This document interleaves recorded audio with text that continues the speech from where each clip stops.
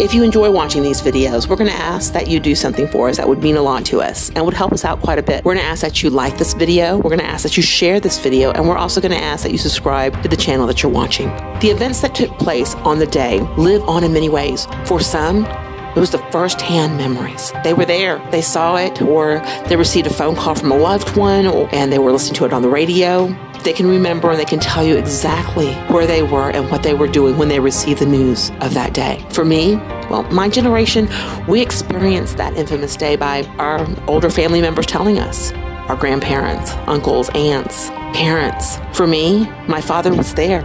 He saw the president in that parade. He went to Crozier Tech High School, and after he saw him, he walked back to class, along with other classmates. By the time they reached their school, the news had already broken out. President Kennedy had been shot. They didn't believe them. They had just seen him moments before, alive and well. For others, you have experienced this day through thousands and even millions of articles, books, and films created. However you experience this day, we all carry with us a profound feeling of the events that occurred on that November day here in Dallas, Texas. President John F. Kennedy was assassinated on November 22nd of 1963 at 12:30 p.m. while he was riding in a motorcade in downtown during a campaign visit. 3 shots rang out as President Kennedy's motorcade turned past the Texas School Board Depository at Dealey Plaza. There were thousands in the crowd lining the streets. The driver of the President Lincoln limousine raced to nearby Parkland Hospital, but after being shot in the neck and head, President Kennedy was pronounced dead at 1 p.m. President Kennedy was only 46 years old. By 2:15 p.m., Lee Harvey Oswald, a new employee at the book depository, was arrested for President Kennedy's assassination. So arrested for the fatal 1:15 p.m. shooting of Dallas policeman J.D. Tippit. 2 days later, on November 24th of 1963, Lee Harvey Oswald would be murdered by a famous local nightclub owner and police informant, Jack Ruby, at point-blank range. This assassination was seen by thousands and millions on live TV. The footage you will see in this video are the events that occurred in Dallas, Texas on November of 1963, and some even from a year later. Not known for sure, but it is believed that President Kennedy has been shot. This was one of the first broadcast reports. From then on, the coverage was nonstop. There is Lee Oswald. He's been shot. He's been shot. Nearly every element of the story was recorded, but some of that film was lost in the pandemonium of the moment. And they swiped it as thieves. When the National Press Secretary broke the official news of JFK's death at Parkland Hospital, there was only one sound camera in the room. President John F. Kennedy died at approximately 1 o'clock Central Standard Time today here in Dallas. I was right in his face with the and if But he Welch goes to the did not see museum, his historic film until a year later, when it surfaced on the network anniversary special. It disappeared. Some of Darnell's footage is still missing. Within hours of the assassination, the NBC5 cameraman returned to Love Field to retrieve his news car. He sees JFK's casket and starts filming. As the hearse pulled up and they all got out, Jackie and Lyndon and all of them. But as he shuts off his camera, It got confiscated. This deputy police chief walked up and says, "Let me have that. It's sacrilegious." Fortunately, I was probably 15 to 20 feet away from the president when it happened. Tell us exactly what you saw, sir.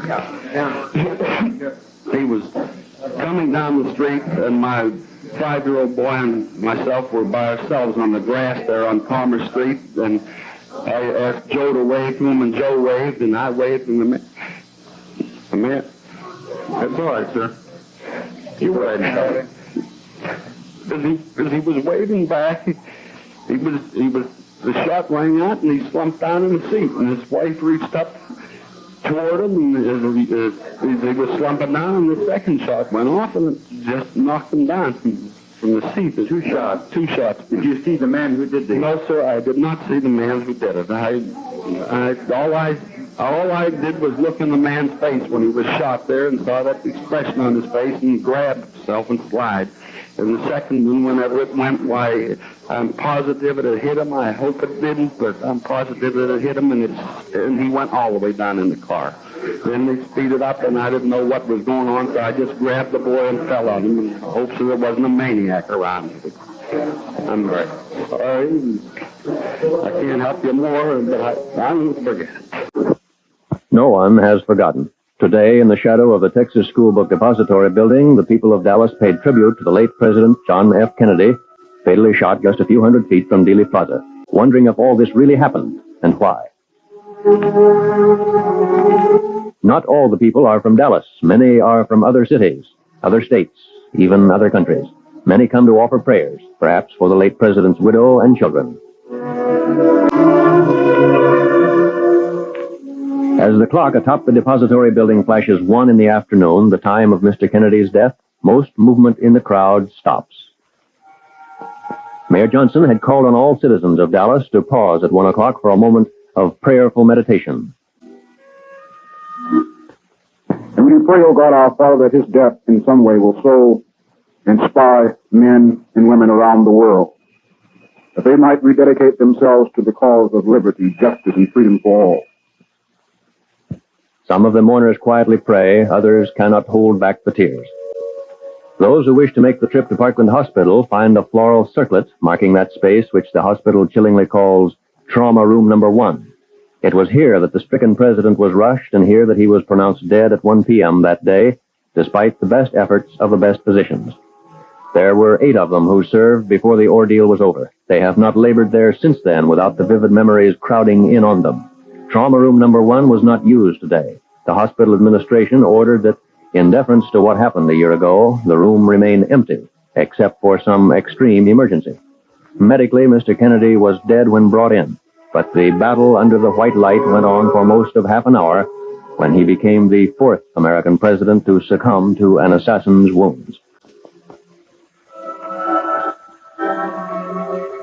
Most Dallas citizens observed the anniversary of the assassination by attending special church services. At the Sacred Heart Cathedral, a special pontifical mass is celebrated in memory of the slain 35th president. Mayor Johnson and several high-ranking non-Catholic clergymen attend the mass as special guests. It was the first time in the history of Dallas Catholicism that non-Catholic clergy attended such a mass as special guests. The mass celebrant is the Right Reverend Monsignor William F. O'Brien. Monsignor O'Brien comments on the death of President Kennedy, the first Catholic chief executive in the history of the nation. He says, "It seemed as if darkness came upon the earth during those 4 days. Pray God it will never happen again." Across the street from Dealey Plaza is the county jail where Jack Ruby, most famous prisoner in the U.S. and perhaps the world, has been confined since November 24th when he shot and killed accused assassin Lee Harvey Oswald. Ruby, facing death in the electric chair, has tried to commit suicide 3 times in his cell. His attorneys say he is insane, torn with hallucinations, believing thousands of Jews are being killed for his deed. The depository building has become a shrine of infamy. Several 100,000 persons have gazed at the 6th-floor window from which the assassin killed the president and wounded Governor Connally.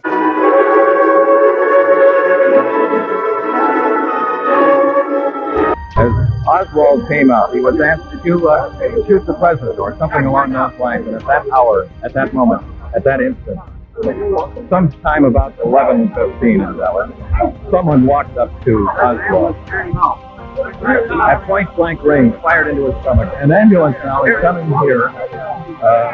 This will be the ambulance to take Lee Oswald to wherever he will receive medical treatment. It is almost unbelievable.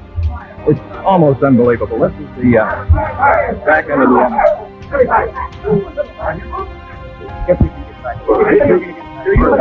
As far as I know. Do you have the man who fired? We have a man. Yes.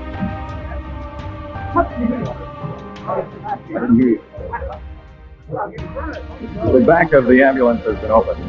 Police and detectives are now standing cordoned off. Here comes a squad car driving in from the north side of the Dallas police basement. Yes, you have one man, do you not? Yes. Yes, I didn't see it, but we've got the man, I think, hit it. Here he comes. Here's Oswald again. He is now lying very pale on a stretcher. He's being put into the ambulance head first. There's a group of detectives around the rear end of the ambulance. Now they have the problem that the ambulance is blocked by the armored car out on Commerce Street. The armored car, which was to take Lee Oswald to Dallas County Jail, now is blocking the exit of the ambulance, which is to take him to a hospital. Captain, where will he be taken? Captain, where will he be taken? I'm assuming Parkland Hospital. Parkland Hospital, the irony of ironies, the place where President John Kennedy died. The ambulance is leaving Dallas Police Headquarters. Dallas Police say they do have a man.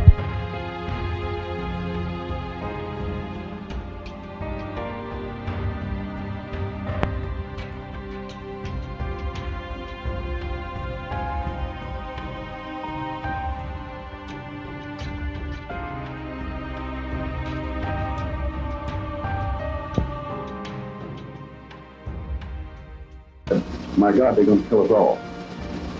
And then there was a third shot, and the president was hit again. And we thought then very seriously. I had still regained consciousness, but the president had slumped and Ms. Kennedy had left. And when he was hit the second time, she said, or the first time, it all happened in such a brief span, she said, oh my God, they killed my husband. Jack. And